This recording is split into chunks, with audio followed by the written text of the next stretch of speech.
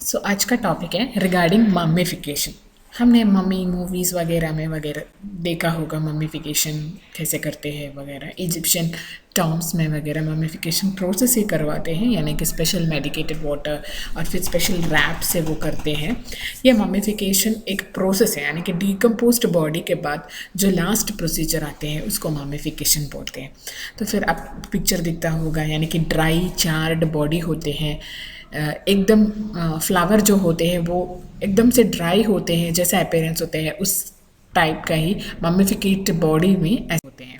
यानी कि modified form of decomposition है। डिकम्पोजिशन का ऑलमोस्ट लास्ट प्रोसेस में ही होते हैं, यानी कि हमारी बॉडी की जो टिश्यूज़ हैं वो डेसिकेट हो जाते हैं, ड्राई हो जाते हैं।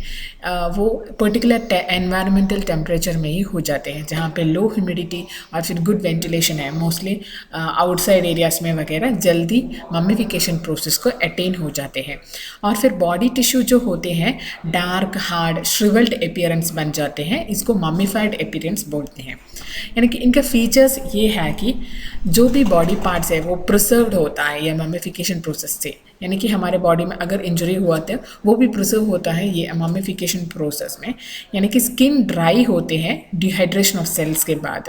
अगर एनवायरमेंटल टेम्परेचर में हमारे बॉडी के सेल्स डिहाइड्रेट होते हैं जल्दी, उसका ब्राउनिश ब्लैक डिस्कलरेटेड भी हो जाते हैं और फिर पार्चमेंट लाइक अपीयरेंस होते हैं ज़्यादातर मम्मीफाइड प्रोसेस। और फिर फिंगर्स और टोस जो होते हैं वो एक ड्राई हार्ड श्रिवल्ड स्टेट होते हैं। अगर ओबीस पेशेंट हो तो भी वो मम्मीफाइड प्रोसेस के बाद वो एकदम पतले और फिर एकदम यानी कि फैट सेल्स वगैरह लिक्विफाइड हो जाते हैं। और फिर फिंगर्स जो होते हैं वो फिंगर प्रिंटिंग के लिए अनसूटेबल बन जाते हैं क्योंकि फिंगर प्रिंट्स वगैरह लॉस्ट हो जाते हैं। और फिर सर्टन पार्ट्स ऑफ बॉडी होते हैं वो भी ड्राई हो जाते हैं, यानी कि श्रिंकेज ऑफ स्किन। और फिर ये श्रिंकेज और स्ट्रेचिंग की वजह से स्प्लिट्स होते हैं ग्राउंड्स, नेक और आर्मपिट में। वो जो स्प्लिट्स होते हैं वो इंजरी को रिसेंबल कर देते हैं। और सबक्यूटेनियस फैट जो होते हैं हमारे बॉडी में वो लिक्विफाइड हो जाते हैं, इसलिए वो आदमी बहुत ही पतला और फिर मम्मीफाइड अपीयरेंस आ जाते हैं। इंटरनल ऑर्गन्स जो होते हैं साइज में रिड्यूस हो जाते हैं वाटर लॉस की वजह से। और फिर ये मम्मीफाइड बॉडी का डिस्ट्रक्शन होते हैं वो बहुत ही लेट हो जाते हैं। अगर रिमेन्स एनवायरमेंटल कंडीशन में एक्सपोज्ड हो जाते हैं तो कंसिडरेबल पीरियड तक, यानी कि 1 साल या फिर 1 मंथ के लिए कंसिडरेबल पीरियड तक एक्सपोज हो जाते हैं, वो टिश्यूज़ डस्ट बन जाते हैं। इसलिए most of the decomposed bodies turn into मियर dust and skeleton only. और फिर फिंगर एंड टो का मम्मीफाइड अपीयरेंस 2 to 3 days में ही आ जाते हैं। ज़्यादातर चेंजेस 3 weeks to 3 months में ही पाए जाते हैं। इनका मैकेनिज्म यही है कि बॉडी का अपना फ्लूइड लूज हो जाते हैं और फिर वो वाया इवापरेशन प्रोसेस, हमने इवापरेशन प्रोसेस हमारे 8th स्टैंडर्ड से ही पढ़ रहे हैं, यानी कि evaporation of the water into the atmosphere comes as rain. ऐसी प्रोसेस में ही हमारे बॉडी का फ्लूइड जो होते हैं वो लॉस हो जाते हैं, इवापरेट होके जाते हैं, बाद में ये मम्मीफाइड अपीयरेंस जाते हैं।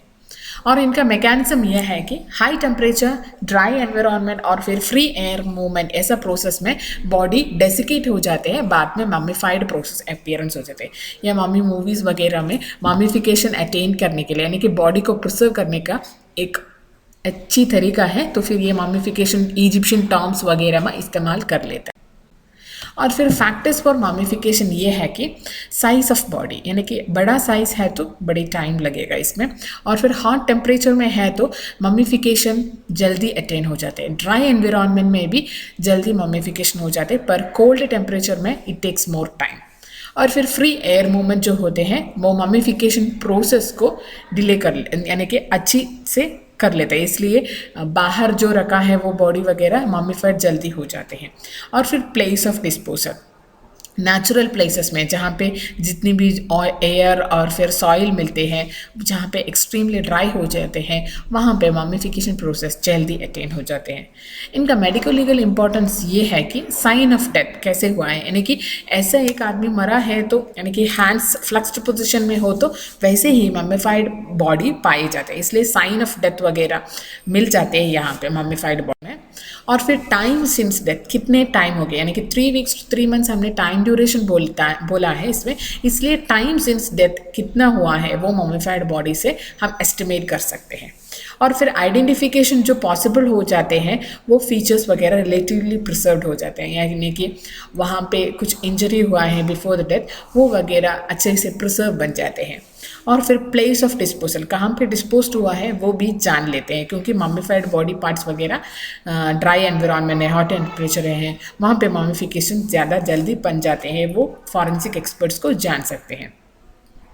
कभी कभी मेंस के स्क्रॉटल एरिया में जब मैमिफिकेशन हो जाते हैं वो बहुत ही श्रिवल्ड अपीयरेंस हो जाते हैं, यानी कि स्क्रॉटम बहुत श्रिंक्ड हो जाते हैं, ऐसे लगता है कि वहाँ पे काट लिया है, यानी कि सस्पिशियस इंजरी बन जाते हैं, मिस इंटरप्रेट हो जाते हैं, पर एक्चुअली स्क्रोटल मॉमिफिकेशन की वजह से ये हो जाते हैं।